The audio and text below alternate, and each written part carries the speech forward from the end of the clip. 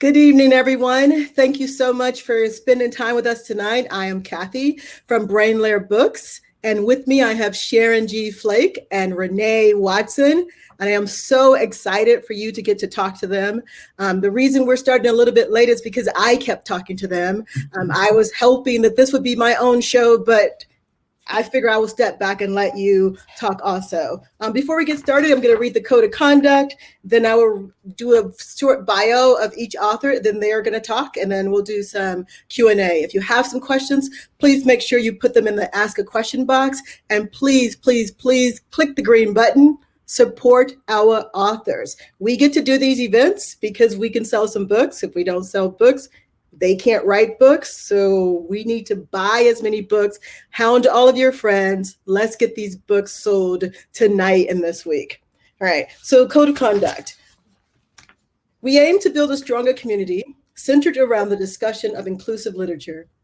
Our goal is to create an environment where traditionally marginalized voices feel welcome to participate, speak up, ask questions, and engage in conversation.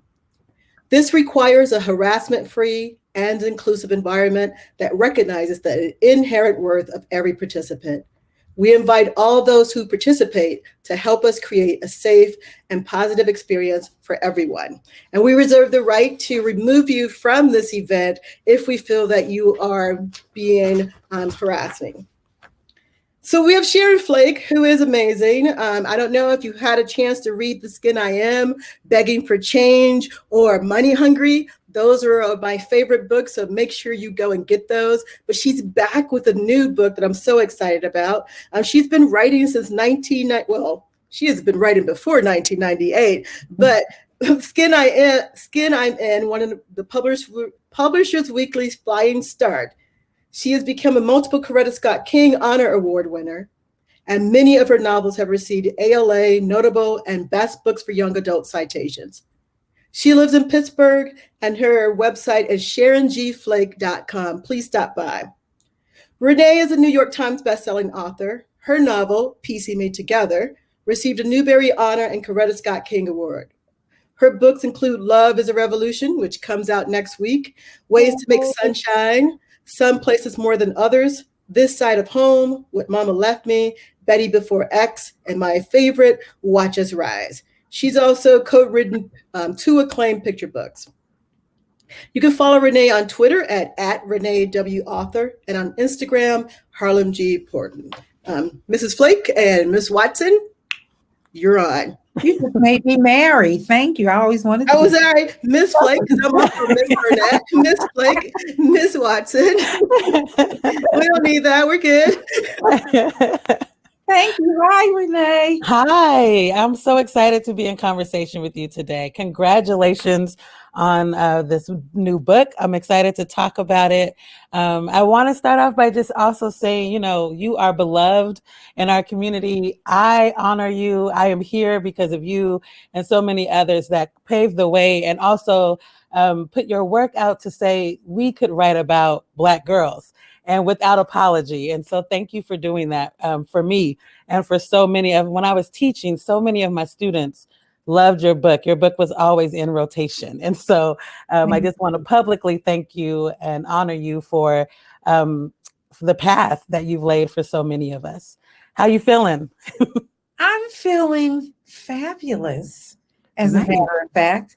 I think I'm just starting to see my connection with writers like you, in that sense of people saying, hey, I knew you read my work. I didn't necessarily know that people felt like I impacted them as writers, which I really, really am grateful for that. Or maybe I can just start to receive that a little bit. But, you and I have been in conversation before, right, at Langston Hughes House in New York. Yep. So I had a great time there. I was proud of all that you did. Thank you. Right, all of the events you held there, all of the opportunities you made for having young people come into that space and creative people come into that space and Black people come into that space. It's not a small thing that you were doing, so I'm proud of you. Thank you. I appreciate that. So let's jump in because I know the audience is also going to have questions too. I want to start with just why did you decide to come back to this story, these characters, these kind of iconic characters? What was the inspiration? And can you just kind of set up a little bit of what this book is about for people who don't know? Okay. For people who don't know, I wrote The Skin I'm In, and, it was published in 98.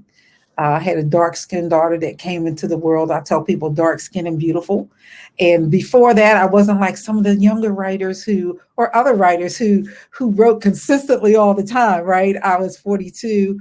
I was 33 maybe when she was born. But once she came on the scene, I really got consistent about writing. And I told the story about a dark-skinned girl who got picked on. It wasn't my daughter's story. She was much younger. A dark-skinned girl who was being bullied for being dark-skinned, for being someone who didn't quite fit in, and having to find her own voice. And some people coming into her life or having been in her life, her dad leaving her poetry, that reminded her that she was beautiful, that she was smart, and also that was her legacy, right? Writing was her legacy. So when her teacher comes and helps her discover her writing, Ms. Saunders is discovering that writing, helping her discover that, but it's also, in a sense, Malika's birthright already. And so that's sort of what that book was about. People for years have asked me about the bully in the book. Charlize is probably one of the most iconic bullies in literature. And people were concerned about her. They didn't always like her, but they were concerned. Is Right. she okay? Because at the end of the book, her sister threatens to send her away, to send herself. I had never planned to do a follow-up to the book, because I tell people, my mama ain't raised no fool. Sometimes it's best to stop while you are ahead. I've seen sequels before that I wish had never been made as movies, read as books, and I didn't want to be one of those people. And then a few years ago, someone asked me that question again. Hey, would you ever? And I had a different response, and which was, no, I'd never do it. But if I did it, it would be from Charlize Jones' perspective, and it would be of human trafficking. And that night I went home and I started writing.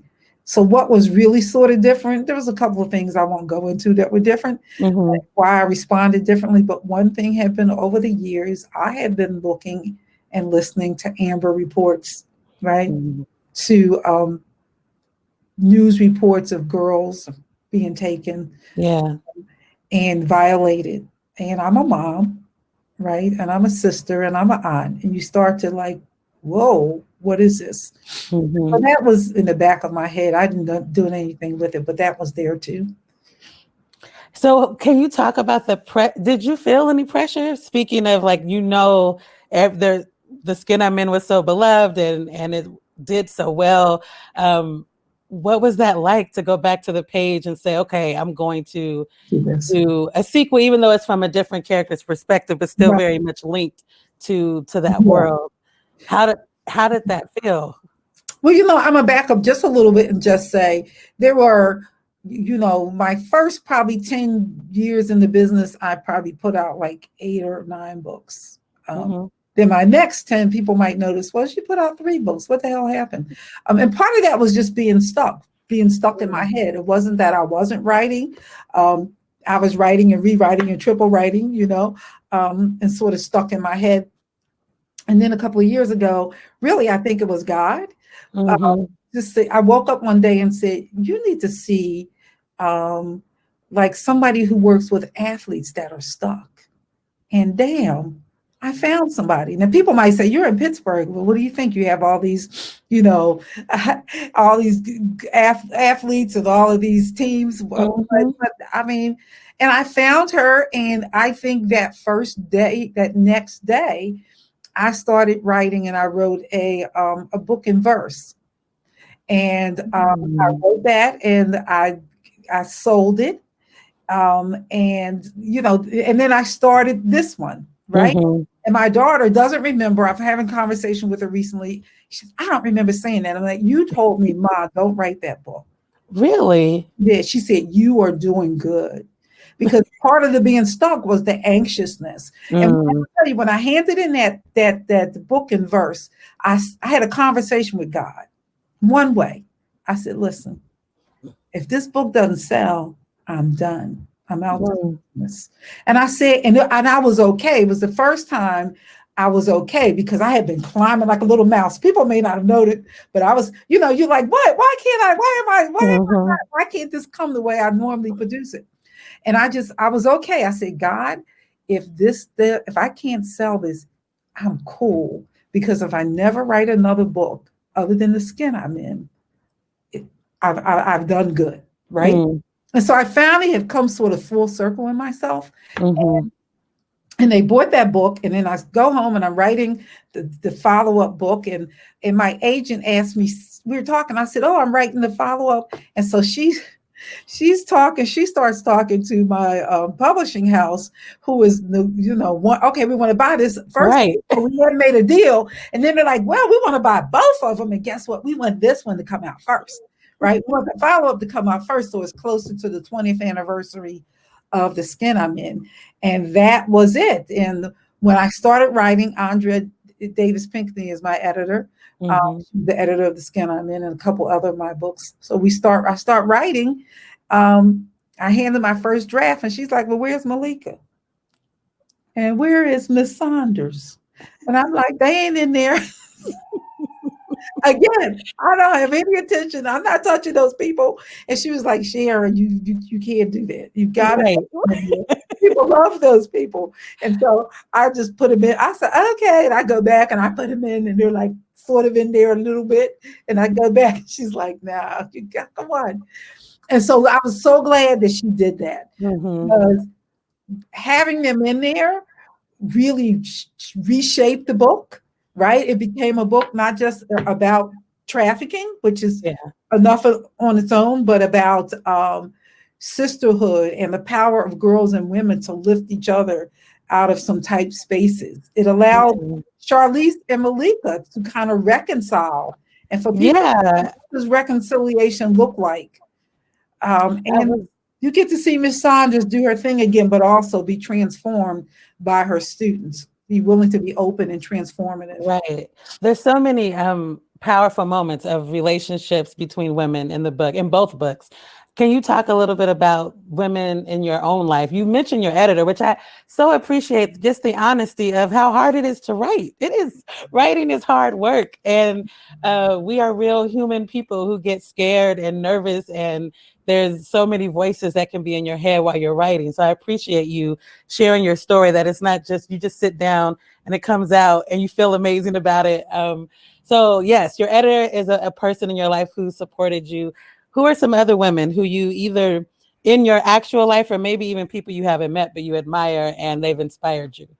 Well, you know what? A lot of my inspiration came from and comes from family and my neighborhood, which is why I write about neighborhoods. It's not my neighborhood, but in those books. But my grandmother, if you came into my house, you'd see all kinds of, people. Sometimes people call them whatnots, knickknacks. Thank you. I just lost my train of thought. Knickknacks. And that's because of my grandmother, her inspiration. My aunts, like my mom and us, we always went over my grandfather's house, like almost every weekend, right? Or they were over our house. And so I got to see hardworking Black women who had a lot of humor and could make it seem like through any storm, right? And understood that we were not on our own, that I was connected to my aunts and my sisters and the women in my neighborhood, right? So that we were all connected and we could go to each other. Now, it's not perfection. It's not perfection in any family. Malika's inability to sort of speak up, when I think about it, like that was my inability to speak up. You know what I mean? And so we didn't always say what we truly, truly felt. We didn't always say no when we need, or put ourselves first. When I think of Nyla in your book, when she like looks at herself, right?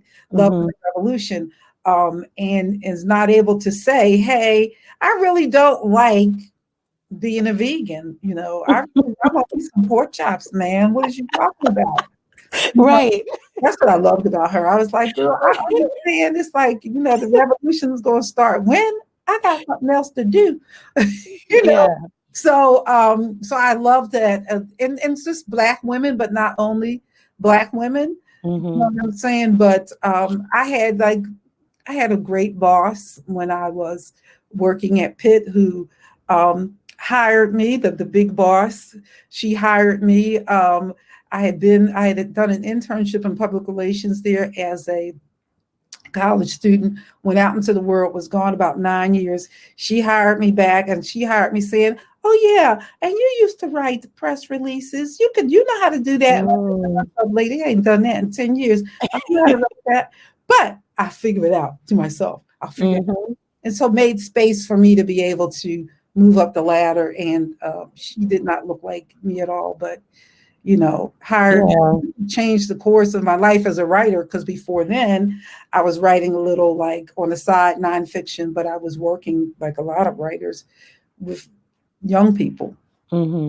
Yeah. So I read the book and loved it. I don't want to give any spoilers away because I know it's newly released, and I want to make sure people get to know the characters and what's going on their own. But I will say, and I did read reviews and listening to what other people are saying, there's so many people who are like, "Oh, this is so good, but I had to take a break sometimes, and then I could come back to this is hard to read. Oh, this is so good, but man, it brings up a lot of emotion. Man, I cried through this scene." It gets you in your heart and in your gut, which I think is good writing, right?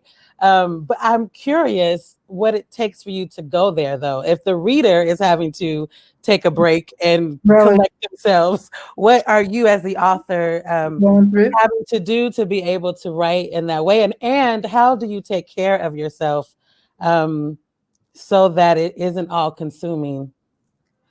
I have a great brain that, well, maybe it's not so great. I can compartmentalize. Like I'm the kind of writer, I know there are writers that like when they're walking down the street, when they're like at the movies, they're thinking about their characters, they're analyzing, pulling it apart. And I'm not that writer. So I'm sort of like when I'm writing. When I'm not writing, 99% of the time I'm not thinking about writing.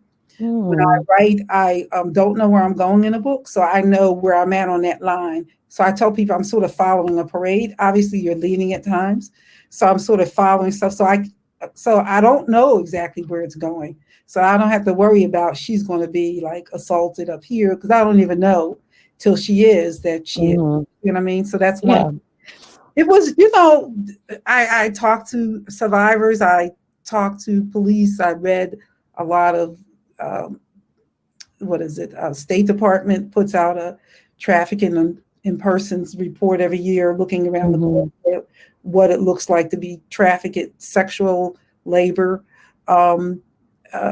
United Nations, like governors. I was looking at all this stuff and just reading regular articles about regular people that were being impacted. And I will say sometimes I had to put them down. I had to. I can't leave. No, can't go there.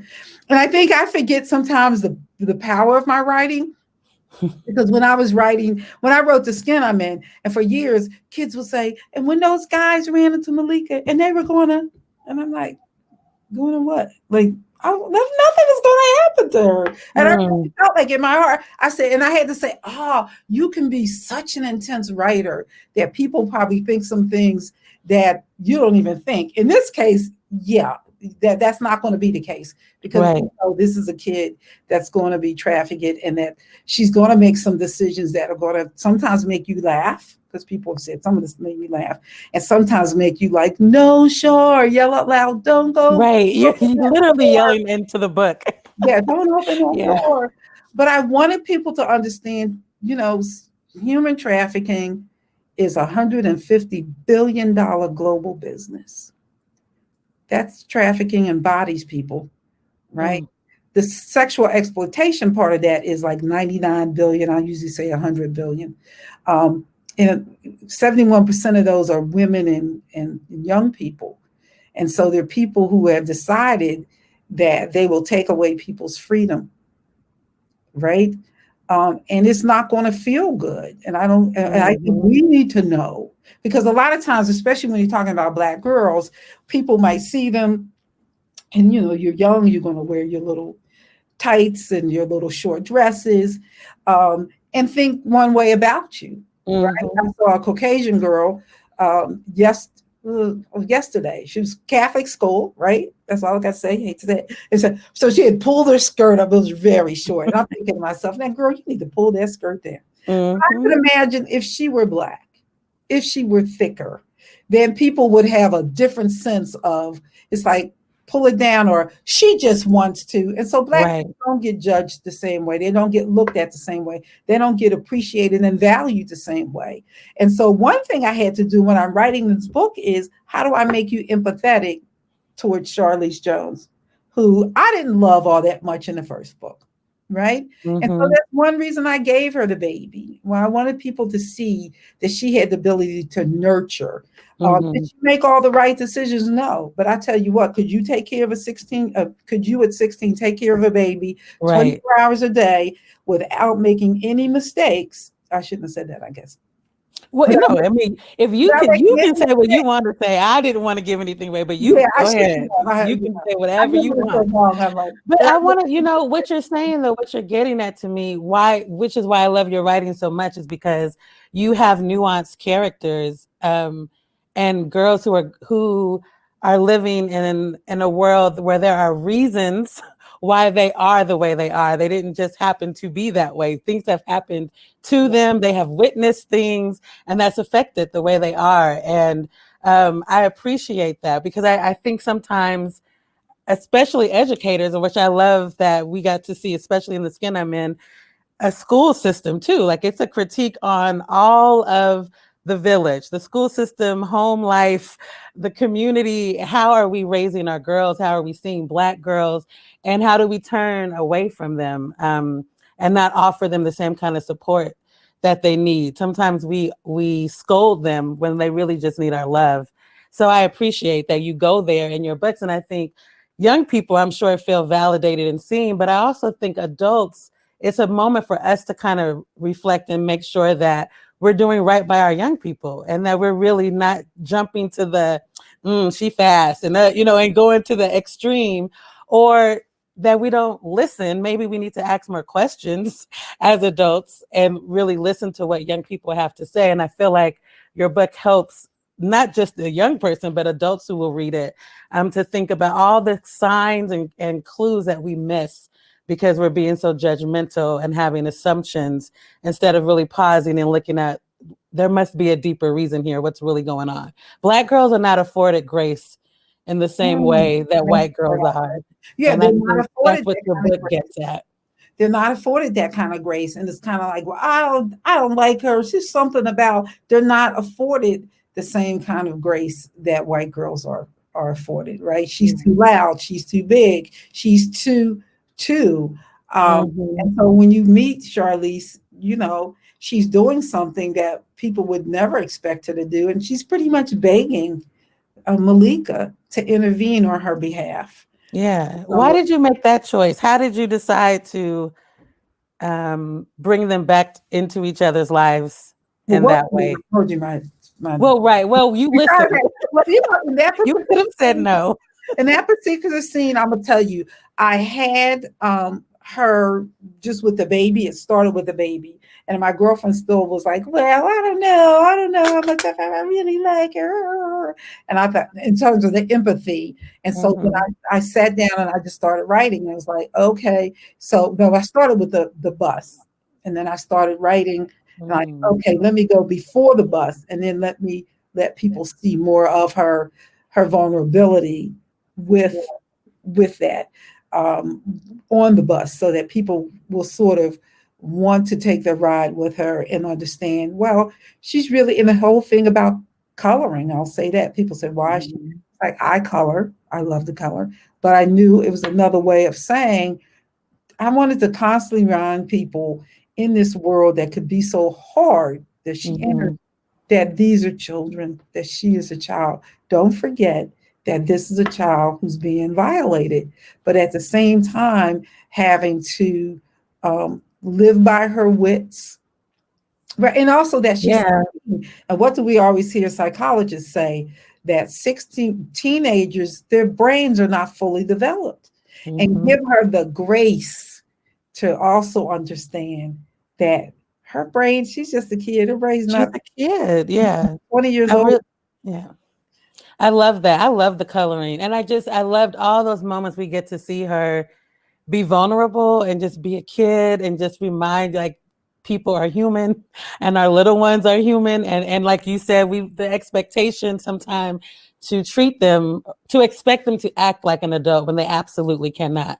And when some adults don't even act like adults, that's a whole Honey, different please. conversation. But like Well, sorry, I loved, and I wanted to send a message to readers because there are a lot of people who show up to help her on her journey, whether she receives the help or not. Yeah. They show up and they help her on her journey. And that's my way of saying that, we can show up for people in the short run or in the long run. Yes. If we're going to solve the problem of trafficking, we also have to be able to see these young people, right? A lot of young people. We have to be able to see them and not like, oh, I don't like her skirt. Let me throw my head up. I'm not going to talk to her because she doesn't go to church. You know how we do? She doesn't because she's smoking, because she's, it's been a while, but I would go into, when I remember going into a grocery store here, there were about 6 Black kids in the store, and there were balloons. You know how they sell the balloons? You can pull them down. Well, they were pulling all the balloons down. They were really loud. And I just went over there and said, excuse me. I had my hand out. Say, my name is Sharon Flake. You might not know me. I said, but I write books. You ever hear that book? Like, no.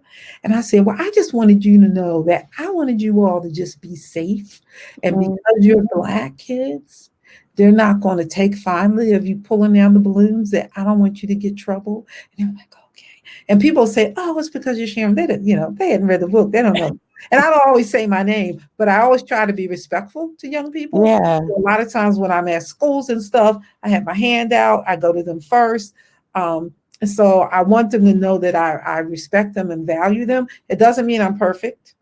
You talk to people in my family, what?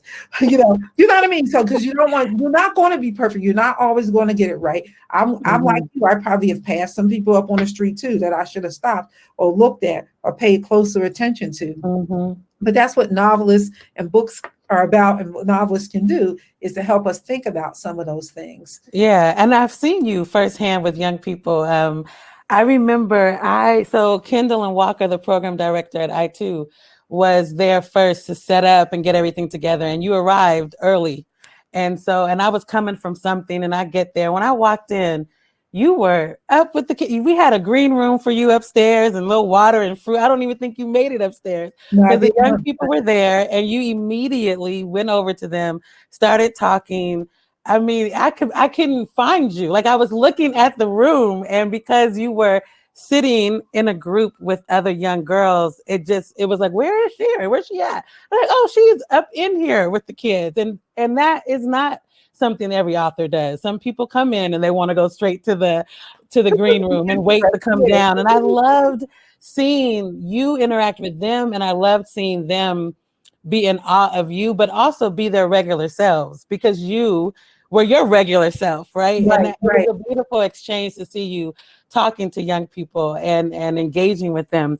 I know that recently actually, I don't know how recent it was, but I read in an article that was recent that they did a play of The Skin I'm In, and you got to go see it, right? And meet the actors. And so can you talk about that? Because I love that you just didn't go to see it, but I saw photos of you with the actor, and it seems like you really were in it. I was involved from the beginning. Here's what happened. I wrote that play a couple of years ago, and I took it to a couple of people that were out of state, because I happened to be in that state theater companies, and they, one Black one that was like, basically, they didn't even respond. It's okay. The other one was a children's theater, very prominent. If I said the name, and they, I had to track them down, but they did respond and just say, "Oh, well, we're sorry, Miss Flake, we don't want to do it." So I thought, okay. And I talked to somebody else; they didn't want to do it. And then a couple of years went by. I just set it down, and then I went to a local theater company and I said, "Hey, what about you want to?" They was like, "What? Yeah, we're on it." And so I had a hand in selecting the actors. The person that's the director is Kim L. There was a reading of the play a couple of years ago because I got a grant before I started shopping it around. And so Kim L was the person that directed that. She is like, oh, I just love her. She does such a great job with the play. And so I helped, it's like, okay, yeah, we want this person, this person, this person. And then we did a lot of rehearsing over Zoom because then we had the pandemic. They were troopers because nobody dropped out, none of the adults, none of the young people. And I just thought, are we going to be rehearsing until Jesus comes? When are we going to produce this? Oh, because I was afraid we're going to lose some people, you know what I mean? Right. Never did. They videotaped, they filmed it. They filmed them acting it live and put it out so that people could pay to see it. And we're thinking about doing that again. Nice. And I have not heard one bad word about those actors or the play. It really came off very well. So I was really proud. But it's not as easy as people might think. I don't know if you're trying to get your stuff done, to get our stuff on film or to get it on the stage. So right. Yeah, no, that's not easy. On film for 10 years, for 20 years. For people, and I think I know part of the reason. What would you like to share? Most favorite beloved children, in the sense of what America sees as those that we love and those that we tolerate. I'm well aware that the voices that my children speak in those books and the areas that they live in, they would rather not. As a society, we would rather not. I've been fortunate I could write these things, and teachers and librarians and other authors and book clubs and parent for children and adults, they have all embraced it, right? So embraced it. But I'm pretty much aware. Nobody's told me, but I suspect. I could be wrong. Yeah, I think you're a wise woman and you know what you're talking about. I know what I'm talking about, but we will not be denied. No. Yeah, and you figure out how to make things yourself. I mean, what is exciting about creating right now is that there are so many ways to kind of take control of your career and of the art that you put out in the world. And maybe it won't happen in the big traditional way that we might have thought or dreamed of before, but there are so many ways to do things now that, you can do it yourself in a way. Well, the great thing is also that the seeds have been planted. Too late, right? The seeds have been planted. So when there's like 2 million or a little bit over 2 million of our books in print, the seeds are out there. They're scattered. They're out there. And it might be for somebody else to do something. Sometimes for you, sometimes it's for somebody else. I'm looking over here. Coloring is good for our mental health, which is really true. Yes. And it's perfect for Char, because she really, really is perfect for Char. Yeah, I think the arts are good for our mental health. I think about, so actually I went to school for art therapy, and that's what I studied. Well, because, I was teaching as a teaching artist and teaching poetry and theater, and young people were writing their own poems, but also their own monologues. And sometimes they would really go deep. And I mean, they would be crying and it would be this very beautiful, powerful experience. But then the bell would ring and they would have to go to math class after being So I was like, everybody was so excited about what was happening in my class. And I was like, well, I need to make sure I'm not doing damage to these young people. Like, I wanted to go get training on how can the arts really help kids cope with trauma, process what's happening in the world. And so I really do, especially for low income families and for people of color. I think the arts is a way to help us process, because sometimes therapy is not an option for many reasons. Right. Many, many reasons.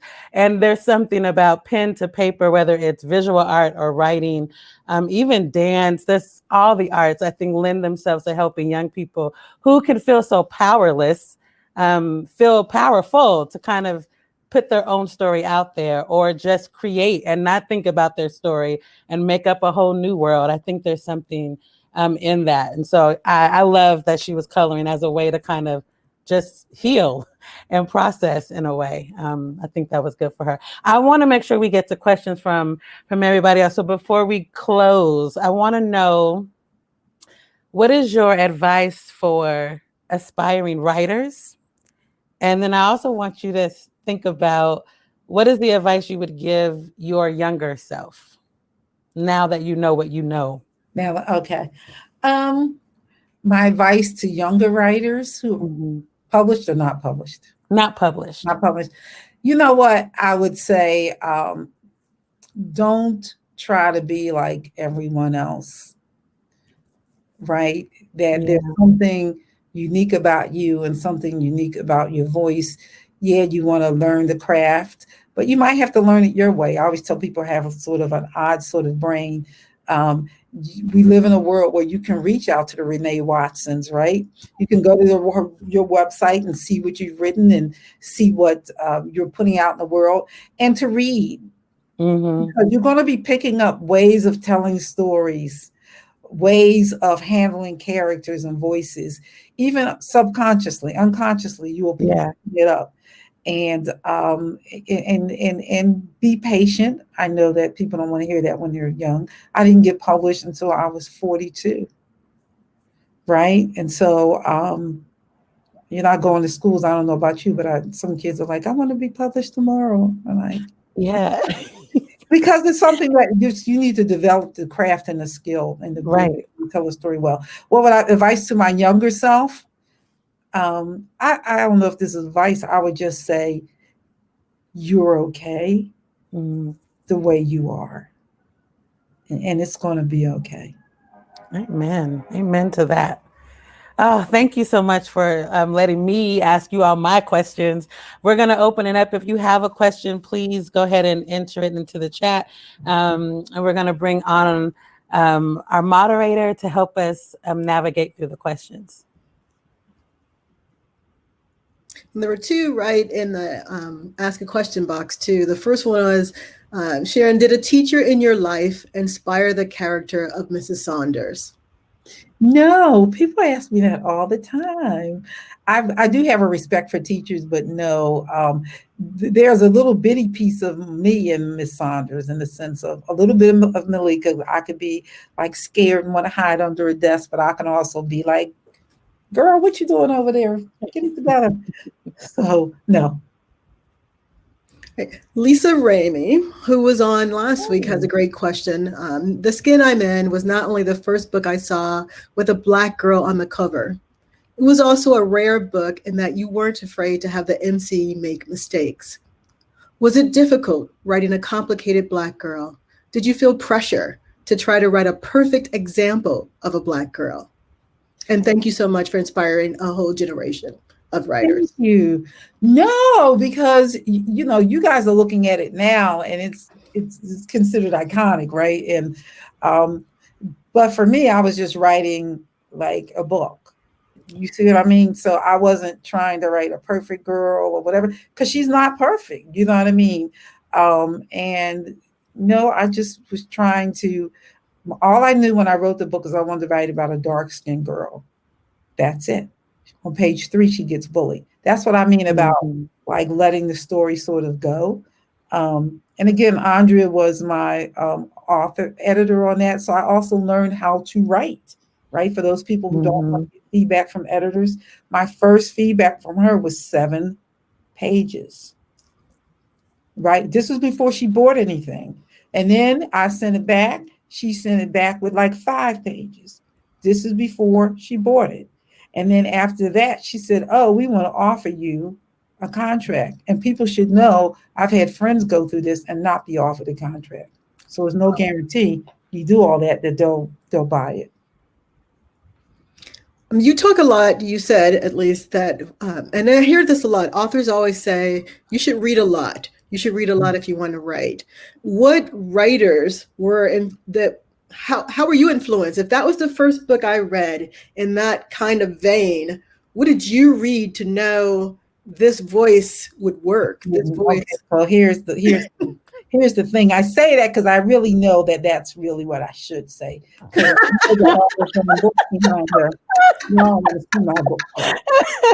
but I didn't read a whole lot, as a matter of fact. Listen, and here's what I did do. I stopped reading, as a matter of fact, as a strategy for myself, because I would read, name some people, because I have a terrible memory.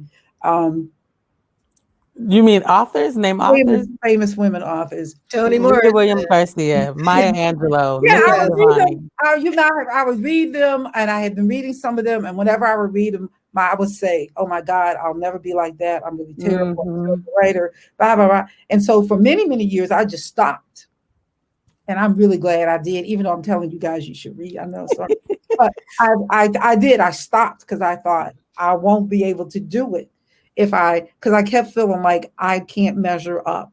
That was, you know what I mean? Now, then Charles Johnson wrote Middle Passage when I was reading that when I wrote The Skin I'm In.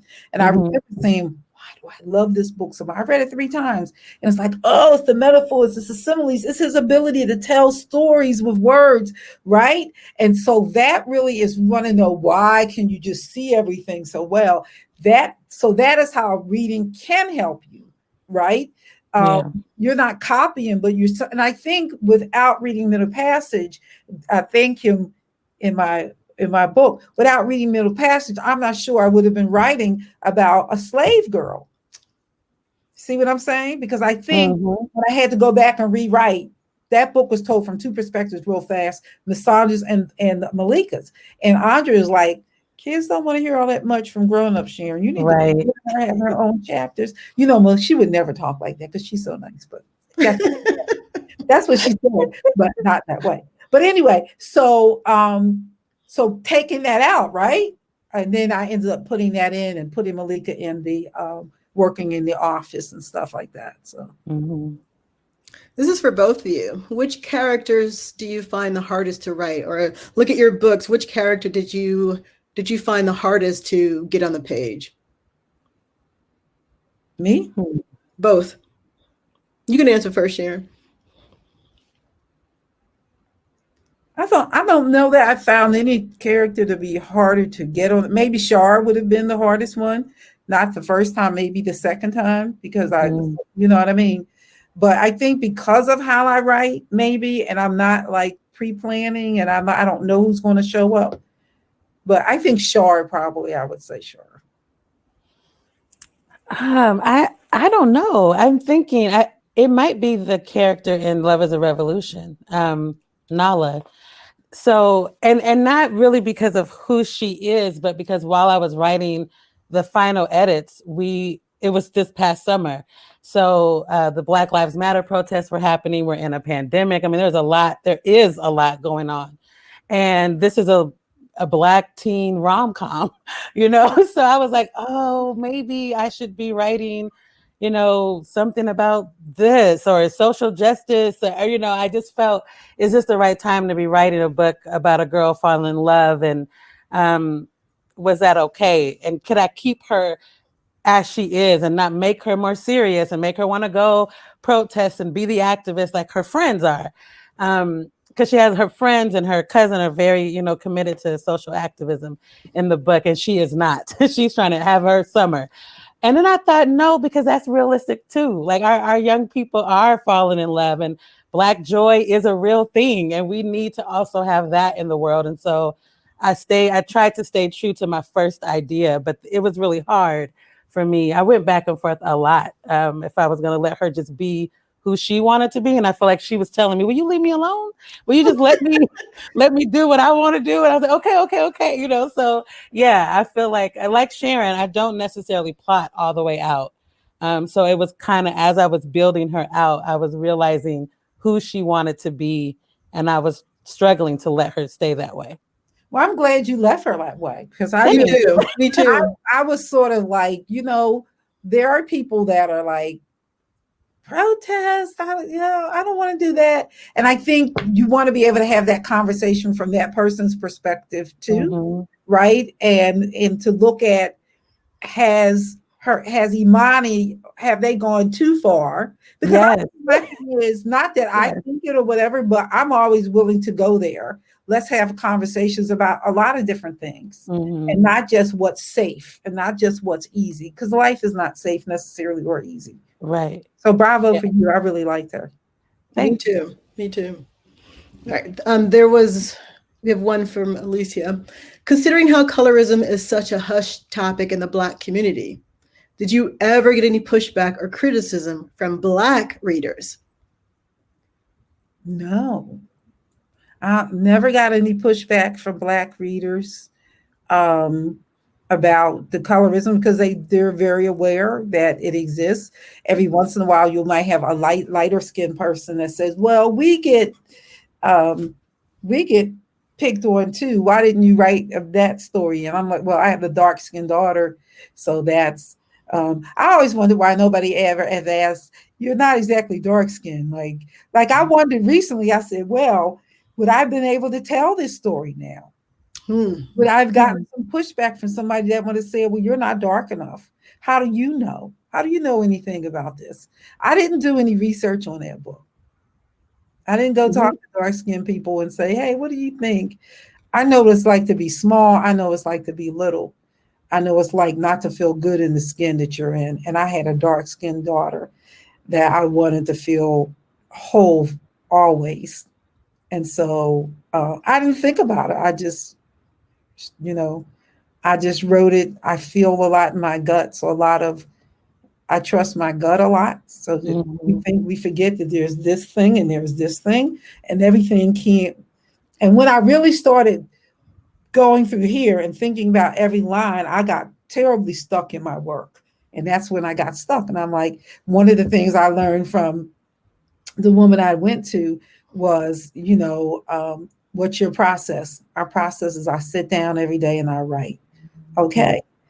I can't control whether my editor says this is an award-winning book.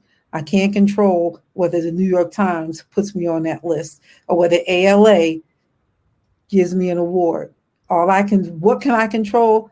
I can sit down and I can write. I can't control whether I end up with a great book. And that was very freeing. And I still have to tell myself sometimes when I get scared, I'm like, oh my gosh. Yeah, that's true. Amen to that. We have another one. What new ways are you finding to connect with the community of readers and writers while we're so isolated?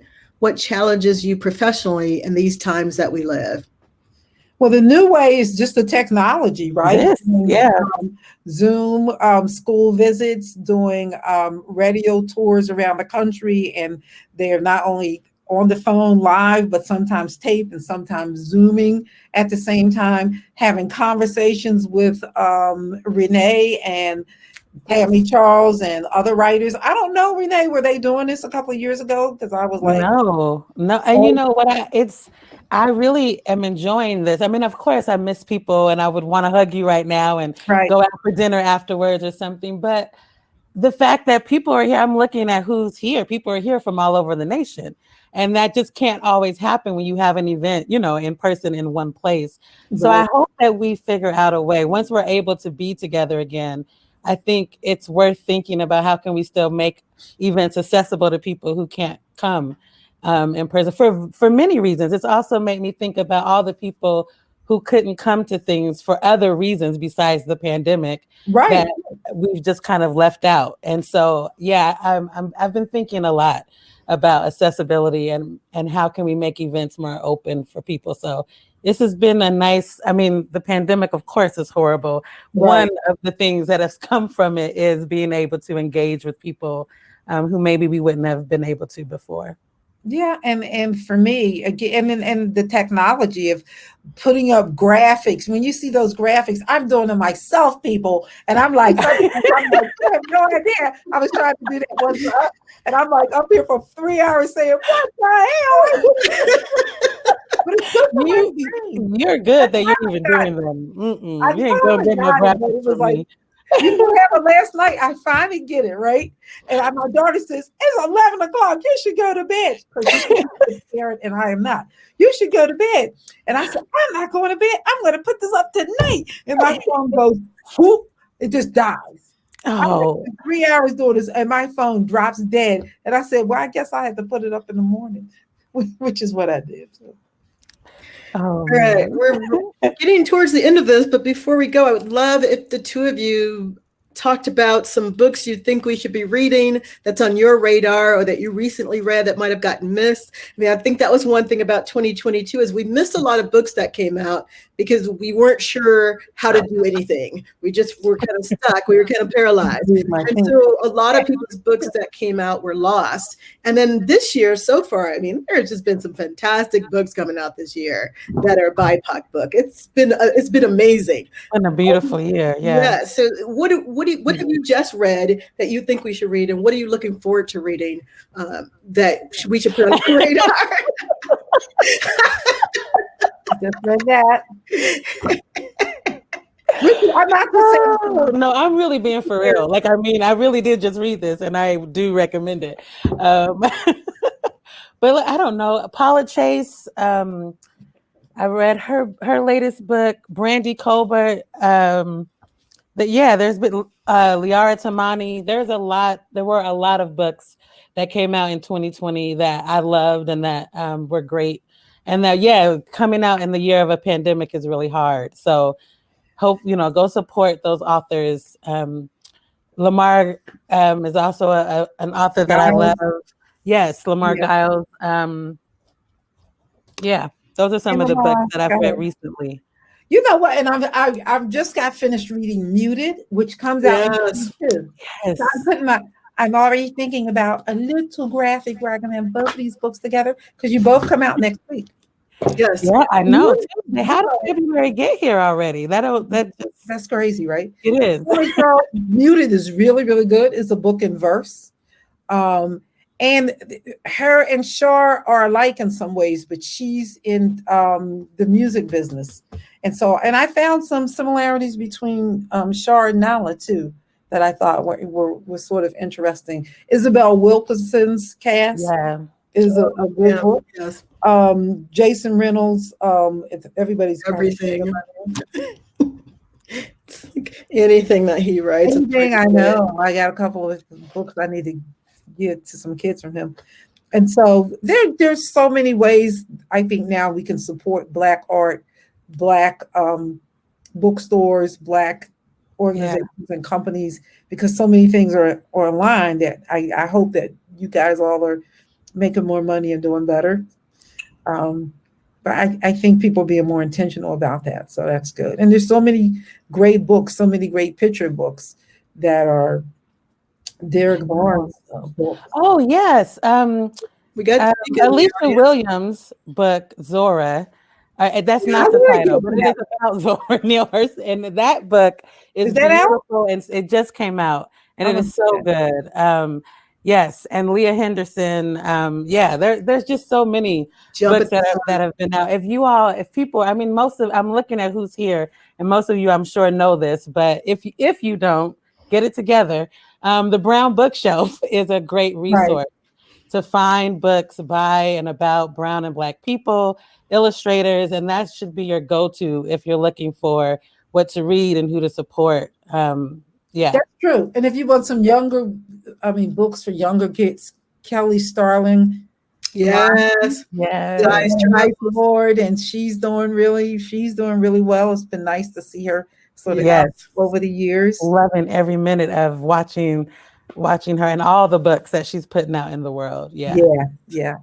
Well, thank you so much for both of you so much for being here. And like Edith said, this is kind of like seeing Black women in conversation is also my self-care. This has just been amazing.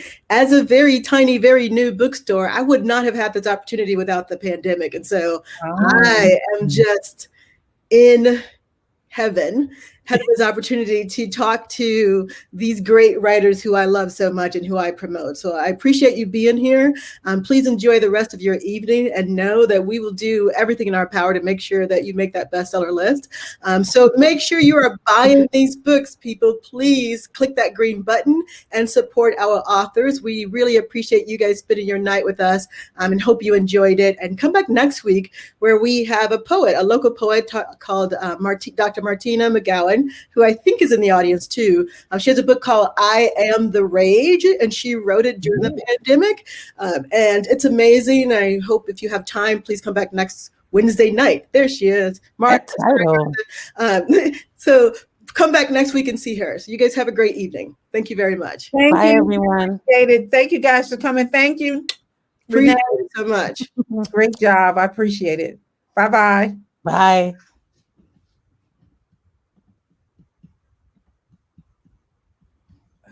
Ooh, that was good, ladies. That was amazing, and I really appreciate it. So I just put a message up so they can buy your books, and so hopefully we will do that. You guys have a great evening. Thank you. Thank you so much. Great job. Appreciate it. Good night. Bye-bye.